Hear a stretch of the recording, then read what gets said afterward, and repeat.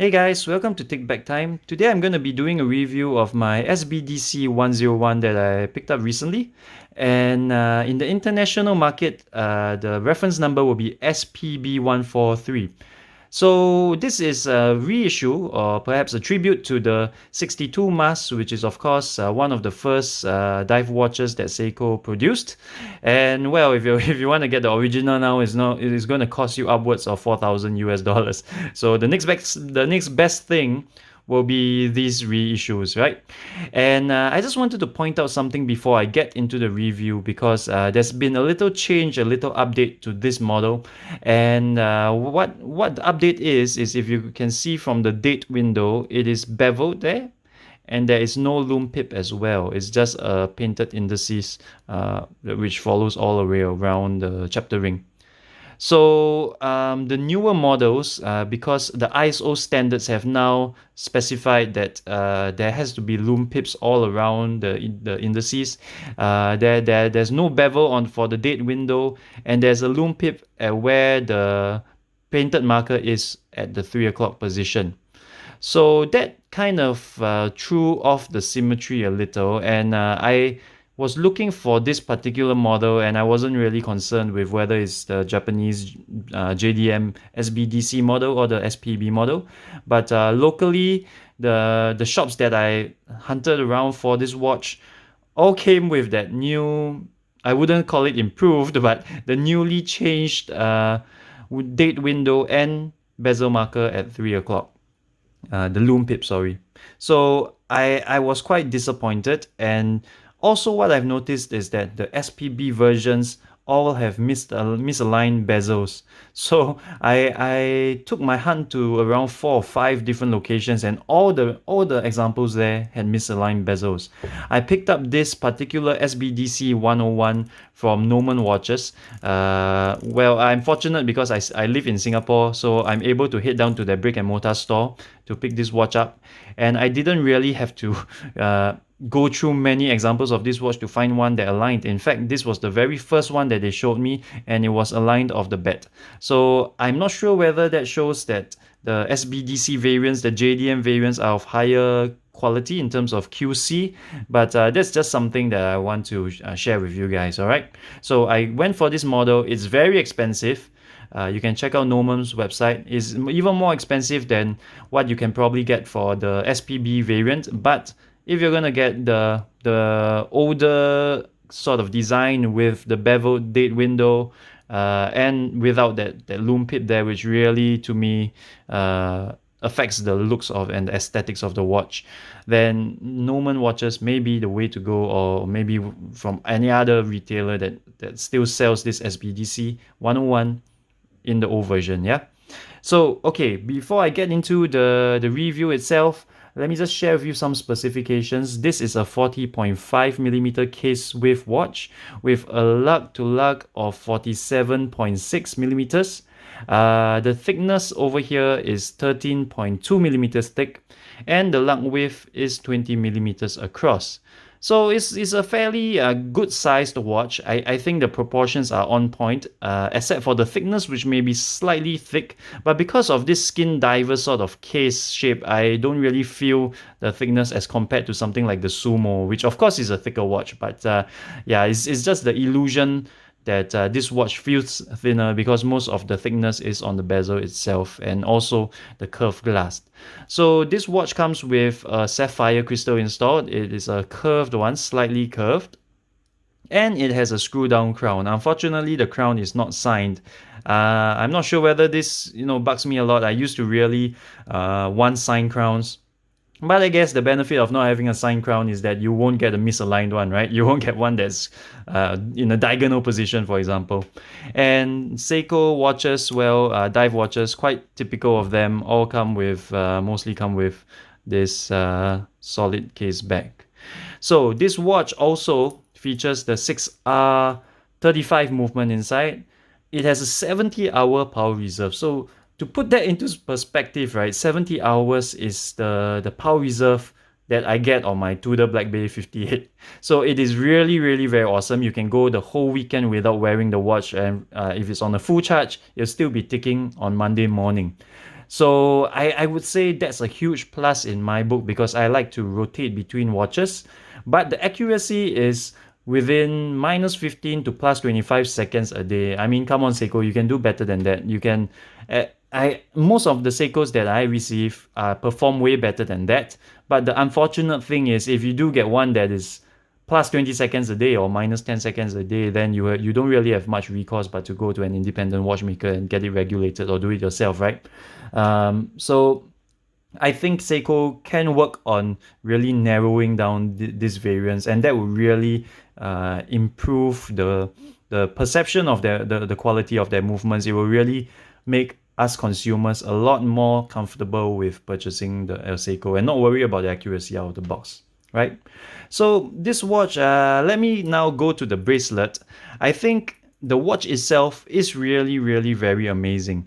But the bracelet wise, a lot of people have complained about this. To be very honest, I do not have any issues, and the main complaint that I hear is of the end links. They say that the end links don't really match up well to the case design, and I will kind of agree with that because I think the original 62 mask did not come on a bracelet, so they had to come up with some sort of design. And also they were saying that there's a little bit of rattle in the end link, there's a tiny gap over there. I'm not sure if the camera can pick it up, but it's not exactly, sized as at 20 millimeters without any gaps. To me, my particular example is pretty good, so I don't really have any complaints there. The clasp itself is milk clasp. Honestly, this is the first milk clasp I've come across on Seiko because the only Seikos that I have been experiencing up to this point, my best Seiko was the Seiko Sumo. So I don't have any experience with the MM200s, so to speak.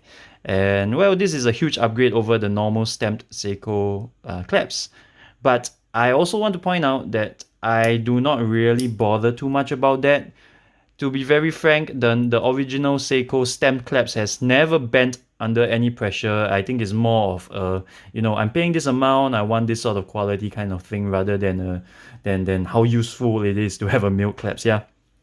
So looking at the case shape, this is really what you're buying this watch for, this skin diver-ish look. And I must say it is very, very beautiful. It has a nice sort of satin brushing on the side and on the top. And there's this polished edge over here, polished chamfer. So the polished chamfer really makes this watch look a lot more expensive for Seiko. And yeah, you normally see these sort of detailing on higher priced watches. So I guess that's pretty cool. The bezel action itself is very, very good on my example. It is so clicky. I'll shut up for a second and you can hear this.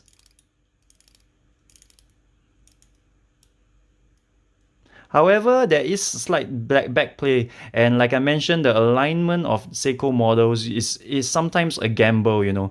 I got this one to line up pretty well. Since there's a little bit of back play, you can sort of manually adjust it yourself. But this is really something that Seiko still needs to improve on. Like I mentioned, I'm not sure whether it's the SBDC reference that has a better QC and in terms of their alignment or not, but that really disappointed me, when I went shopping and I saw so many SPB references that had misaligned bezels. So yeah, something to take note. This watch, I would say that it is really very beautiful. If you look at the detailing, you can see that the indices are done really well. I don't see any imperfections, and the hands itself, they are two different finishings down the middle. If you can tell, there is a polished edge to the hands, polished half, and the other half is brushed.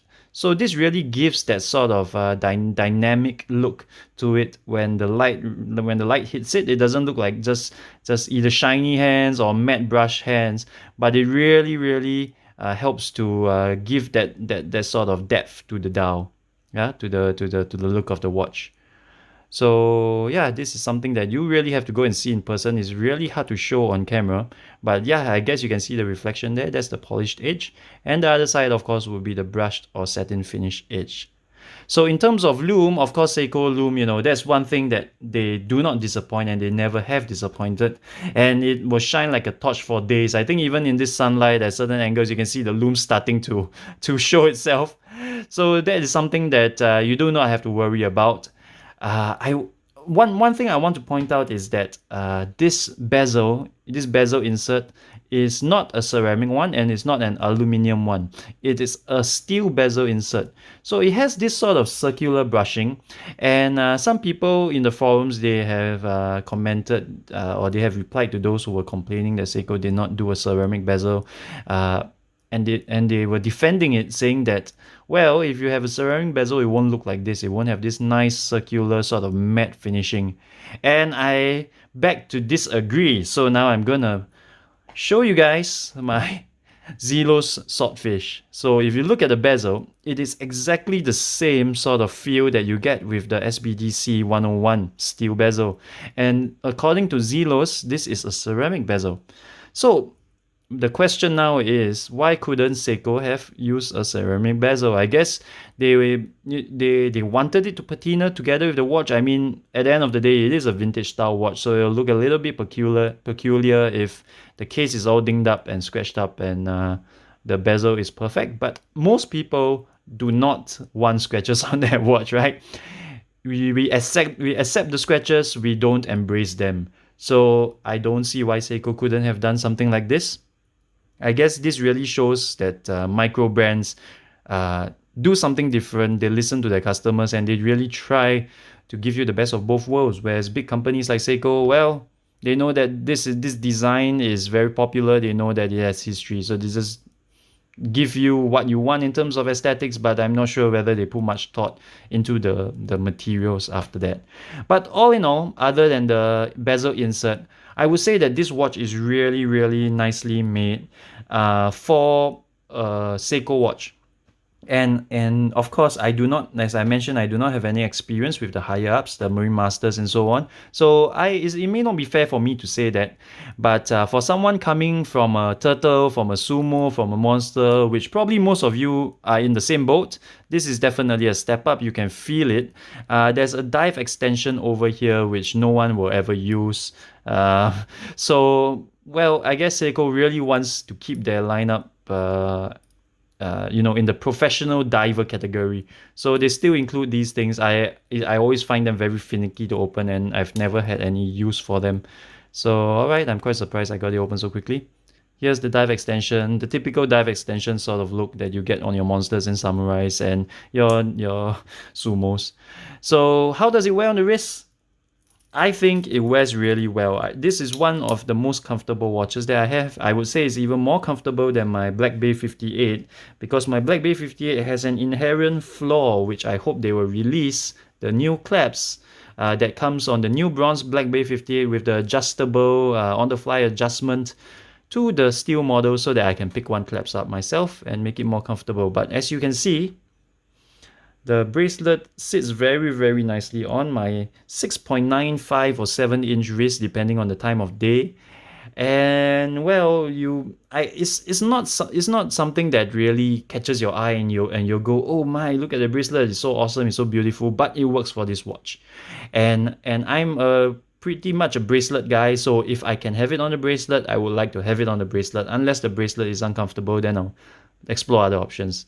So the clasp itself, it also has that sort of chamfer in line with the case, but this does not really extend out to the links itself. So there's a bit of a disappointment, because you have a nice polished chamfer here and just normal satin to polished edges at the side, and then you come here, you have a polished chamfer. So the design language is not 100% consistent, but I guess it's good enough for this watch.